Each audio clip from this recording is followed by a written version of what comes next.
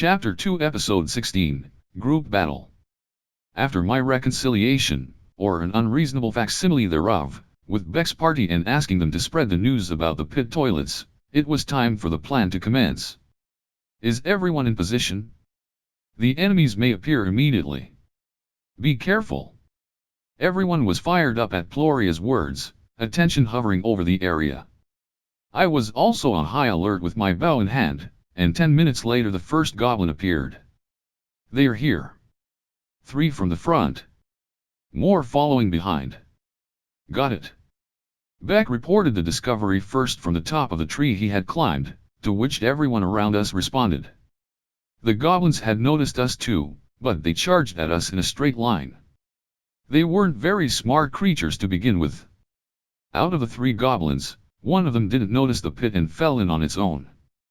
The second one noticed and came to a stop, but the long scythe-wielding adventurers dragged it into the pit, while the third one tried to leap over it but couldn't reach the other side. The goblins screamed as their skin was melted by the acid, but their cries of suffering quietened in a few seconds.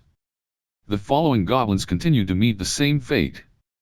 Occasionally a goblin archer or goblin mage would appear and remain at a distance, but those were taken care of by adventurers with bows and magic. For the record, all the arrows we were using had been coated with poison from poison slimes.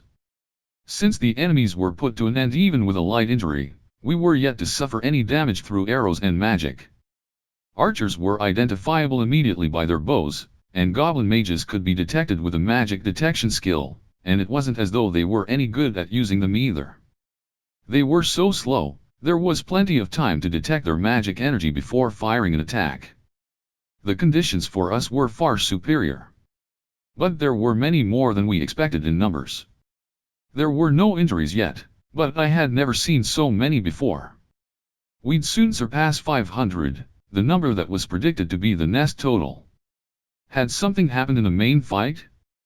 The acid slimes were gradually falling behind in their consumption and goblin corpses were beginning to build up in the pit. It wasn't enough to panic yet, but at this rate.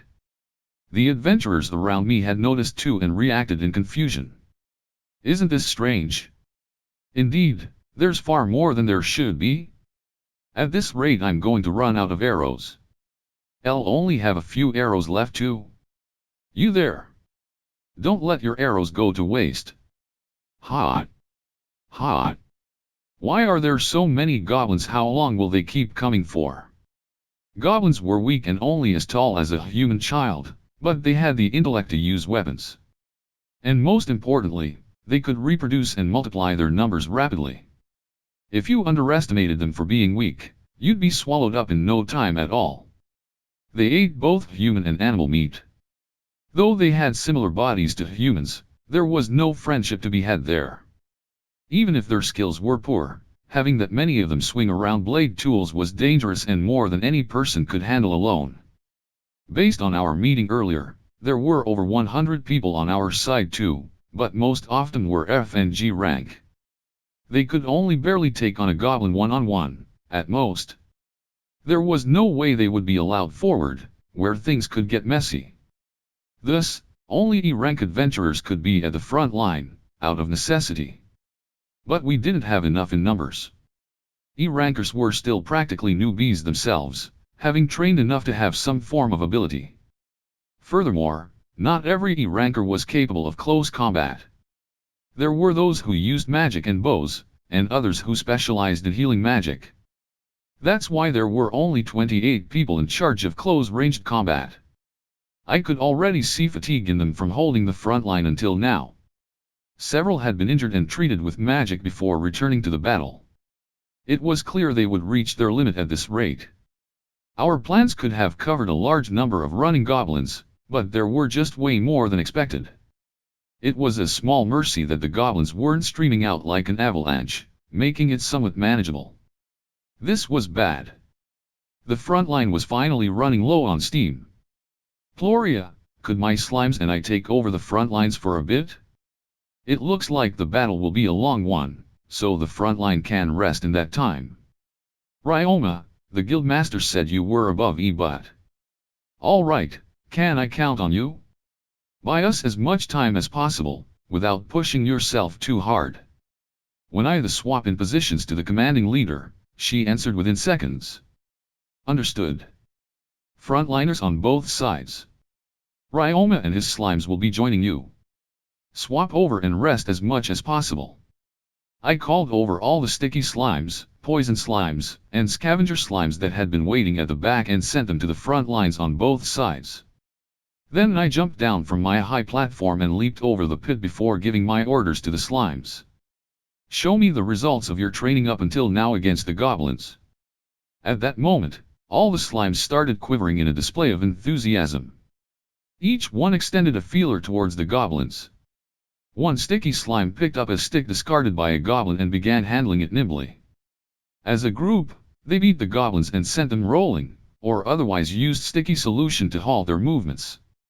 A poison slime picked up a shabby spear used by the goblins and spat poison over the tip. The scavenger slime slipped under the feet of goblins and tripped them up with their feelers. Or they would allow themselves to be stepped on before rolling their bodies out to trip them, then cover the faces of the fallen goblins. Lacking in pure strength, they couldn't punch the goblins to death, but fighting one-on-one they could hold their own. The slimes acted as a group, attacking the goblins in their own ways, putting an end to them, especially the poison slimes, whose secretions proved a powerful and especially effective weapon. It looked like I could leave this to them. Beside them, I drew my 2 daggers. I was probably seen as a target. I closed the distance to an approaching goblin and stabbed it through the heart. Withdrawing my dagger, I slashed the throat of another goblin passing. Gyuki. Gawa. Gui. A goblin tried to raise its sword in a completely open stance, so I slashed the tendons in its wrists and kicked it down. The rest the slimes could handle. Gee. I evaded the goblin's spear coming from behind and circled around. When my dagger pierced its medulla oblongata, it collapsed like a puppet cut from its strings. One of the traits of a goblin was how similar in shape it was to a human, but that applied to both their appearance and their organs. They were sturdier than humans, but they could be finished off in a single blow if their vitals were struck with accuracy, and rendered immobile by cutting their wrists and carotid arteries. At the very least, the goblins I had fought until now died like that. Just like now. So it shouldn't be a problem to deal with it as I have until now. Every time I killed one, blood would spurt everywhere as the goblins screamed, but I ignored them all and single-mindedly continued to hack away at them. However, they really kept on coming. Here were they hiding such numbers? The goblins were still steadily coming, and combat power-wise we were starting to struggle. Since we had the advantage of numbers we had a little more leeway now, so I ordered the slimes that weren't fighting to collect arrows. Hold on, ha! Isn't that kid, way too strong? We were struggling, so much. We've been saved. It looks like we can leave it to that kid for now. We'll rest up as much as we can while he buys us time. Then we'll swap over. Right. Are those really slimes? Those slimes, they are good at using spears. Even better than me. They are good. Wait, why are slimes using weapons? So many weird things are happening, but at least we are saved. HRNM? An arrow. Oh. Bow team. The slimes have gathered the arrows. Hey you, move it. Let the slimes pass. I could hear the voices of the front line, so it seemed like they were resting properly. That aside, I guess it was rare for slimes to use weapons, hull. Or rather, were they really so carefree as to worry about that right now? Just as I thought that, I felt more magical energy. Another goblin mage.